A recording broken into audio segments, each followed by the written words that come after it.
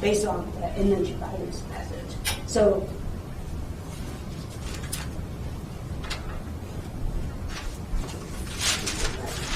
the next step we talk about is the Griffith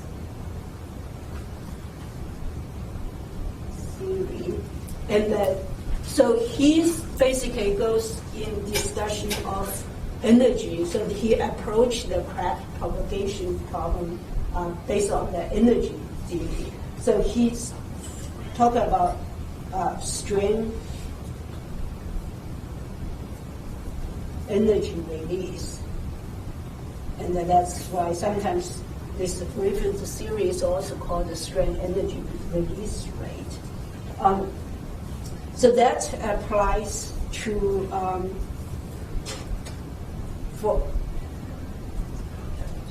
he defines strain energy equal to, that's a strain energy release rate is equal to d pi over dA.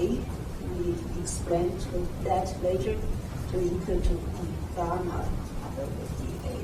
Okay. So pi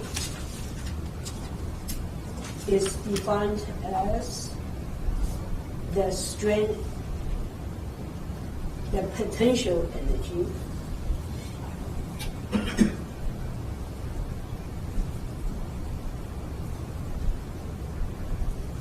and the gamma is the surface energy.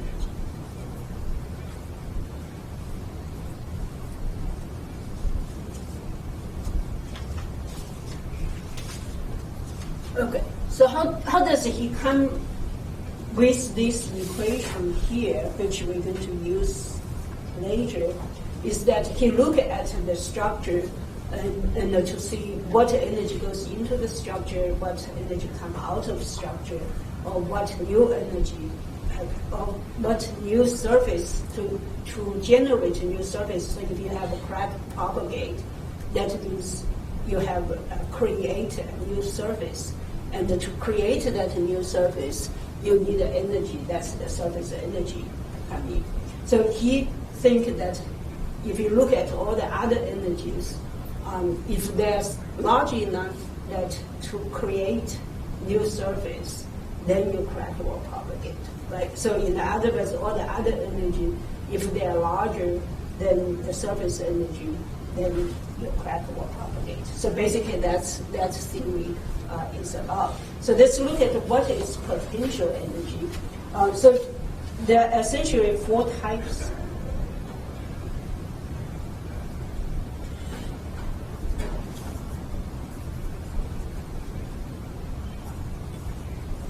So there are essentially four types of energy. If you look at a structure, I use different symbol for that. So W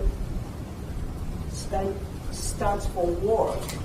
That's work done by the external force. And we have talked about that. So it is the displacement times the force is the work done by the force along the direction of the force. Then you have E, which is the elastic energy. But in this case, it's internal energy. And that includes two types of energy in a material. One is elastic energy, which will recover.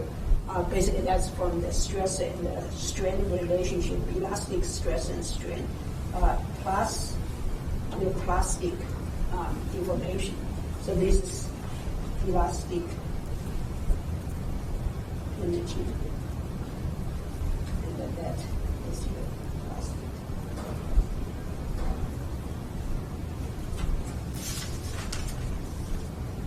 And then you have, if things are moving, you have your kinematic energy.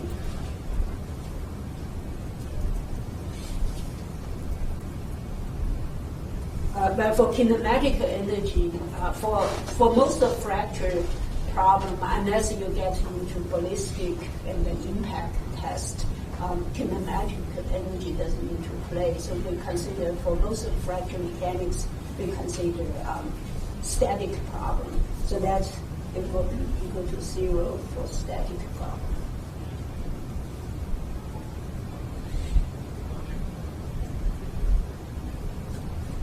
And then the last one is the surface energy that's related to the crack formation.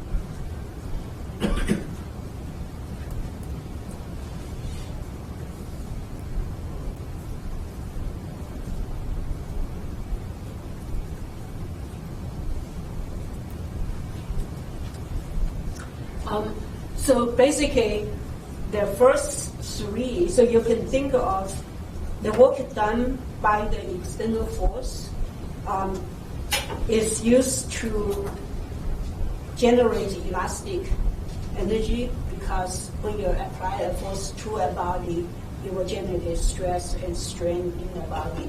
And if that force is large enough, that it will cause plastic deformation, so then the plastic energy comes into play. Or move the body, which is a kinematic energy. And then if there's still energy left over, then it will use to drive surface formation, which is a crack propagation. So that's from energy balance point of view, that's basically in a nutshell. So for conservation, so that means that your energy have to be the work done by the force have to be distributed along these three terms, and then eventually, when you look at the energy as a whole, is balanced. So for conservation of energy, usually is dW over dt is equal to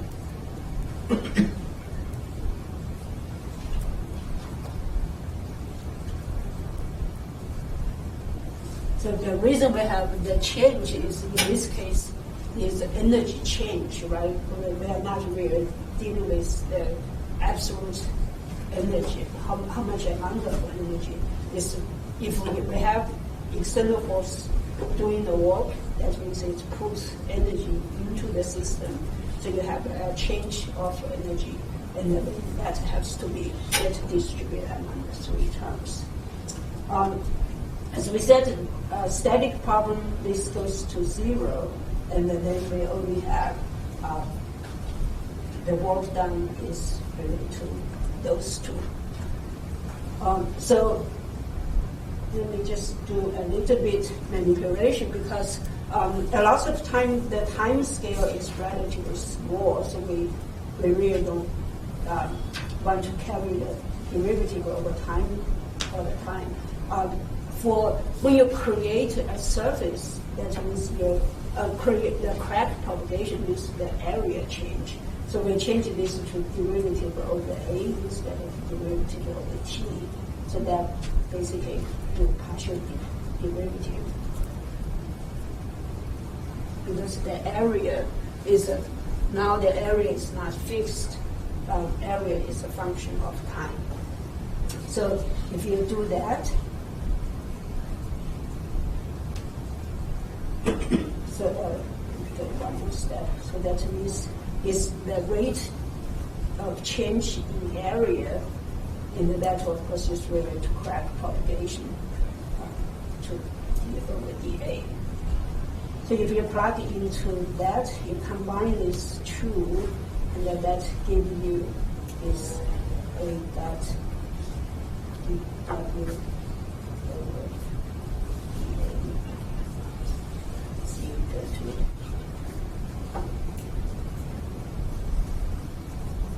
and the drop of the kinematic term, we don't need it.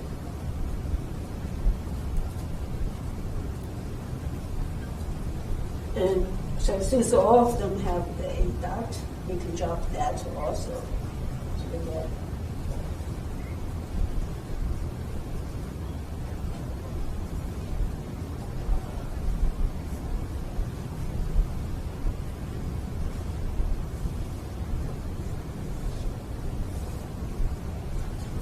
So that's our energy balance equation. Is the change of work over the area is equal to the internal energy plus the surface energy rate change. So the potential energy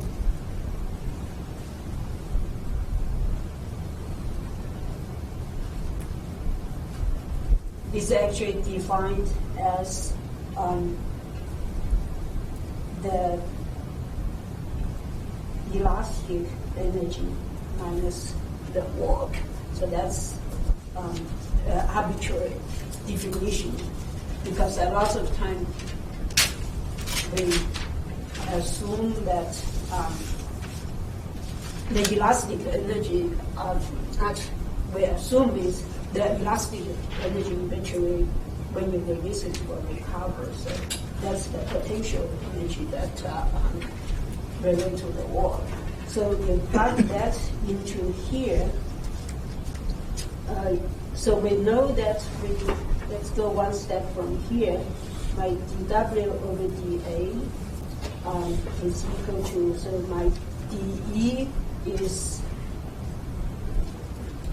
U of E plus U of P over dA.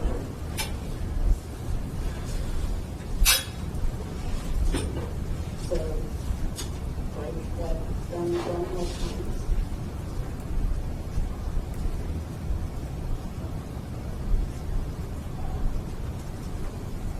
So now you can see that my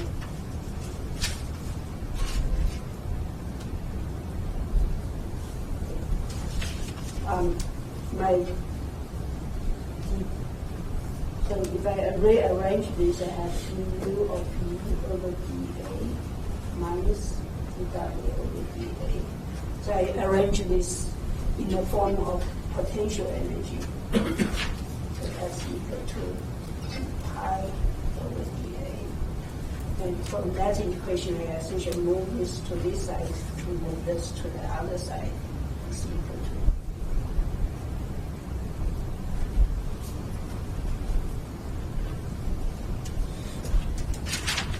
So in one way, you can look at this equation from both ways, right?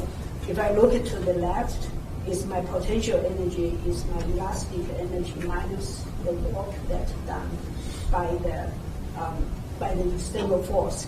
Or you can say this is essentially the surplus of the opposite of the surplus after my work done spent on the elastic energy, how much is left. Right? So what is left is used for plastic deformation and the surface generation. So because I think they separate UE out just because UE is recoverable. Like the other two are not recoverable. After you have plastic deformation, the energy is built in, and after you have surface focus, the surface is not healing back. Okay. So that's the definition of that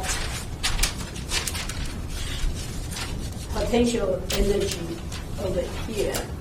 So if you compare this one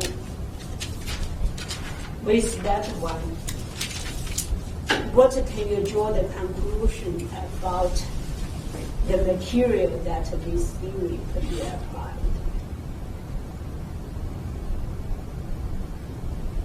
Perfectly elastic. Perfectly elastic.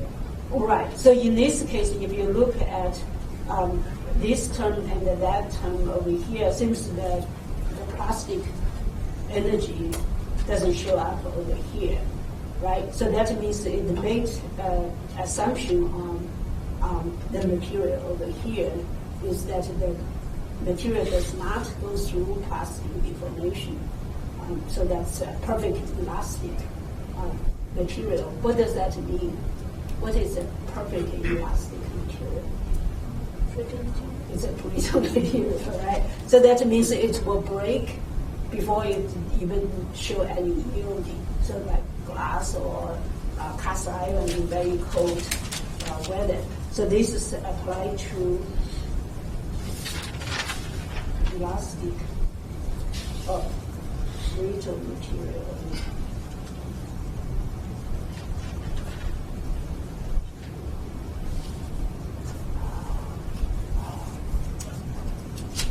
Okay. So this is kind of filling the hole that we talked about before. Before we said, based on the stress intensity factor, you will have singularity, right? And that the material has to go through plastic deformation in order to kind of mediate the singularity so that it doesn't fracture right away as soon as it has a small crack.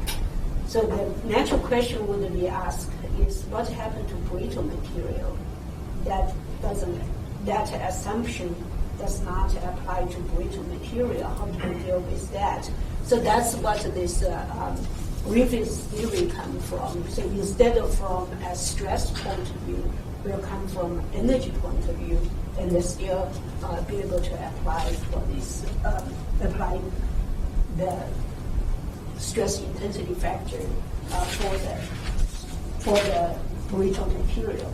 Okay, so we have defined the potential energy, and we know how to calculate it from external load and the elastic deformation. So the question is, what do we do with this information, right? So there is a relationship actually. So let me go more. So my G is equal to minus d pi over dA. So that means it's equal to minus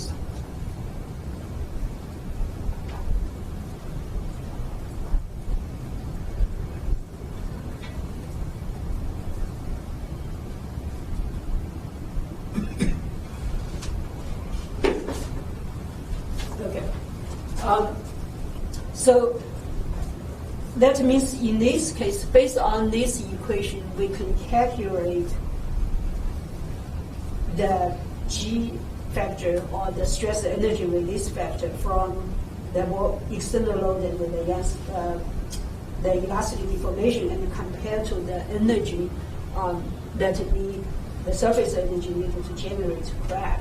So this is kind of similar to the crack propagation criterion, where we say that K1 is larger than K1C, then the crack will propagate. So in this case, which one is equivalent to K1 and which one is equivalent to my K1C?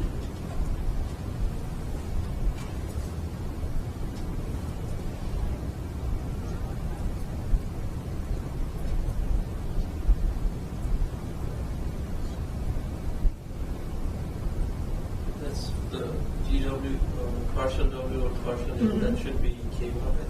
Right, so this is K1, and this is the d gamma over dA is related to kind of equivalent to K1C.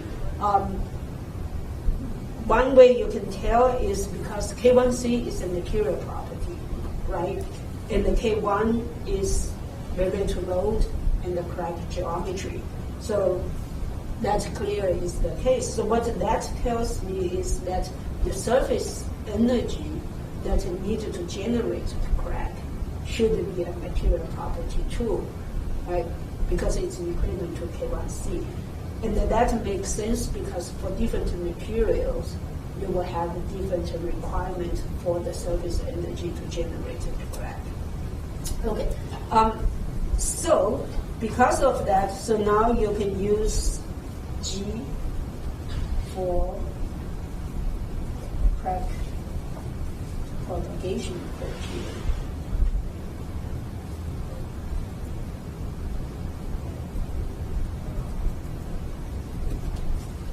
And one way is you can directly, if you know the requirement for generate surface, you can derive directly apply that. So basically, my strain energy release rate should large or equal to 2 gamma, and then that's my critical surface energy density, and then you will call that 2GC. So that is essentially the same as K1C, and then that's the K1, right? So the gamma is the surface.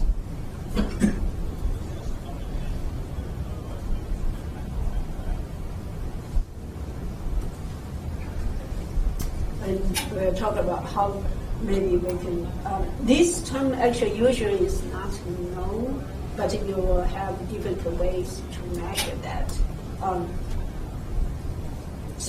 Or the second way is once you find the G, actually you can convert that to K1. So because G and the K1 are related.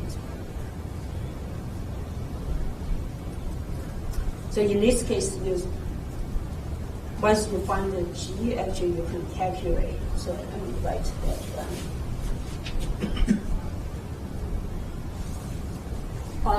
So G is equal to K1 squared divided by equivalent Young's modulus. That's why I put the prime there.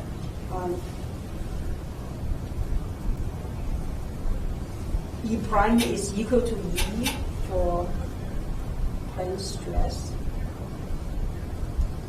and then it's equal to E over 1 minus mu squared for plane stress.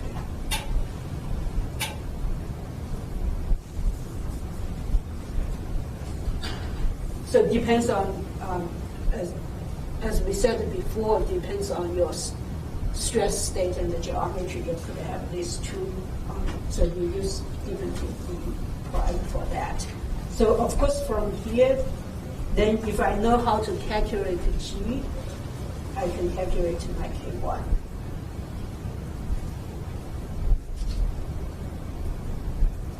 So that's another way, kind of take a back route, is that instead of trying to go through the stress function and all that stuff to find the K1, you go find what is your G.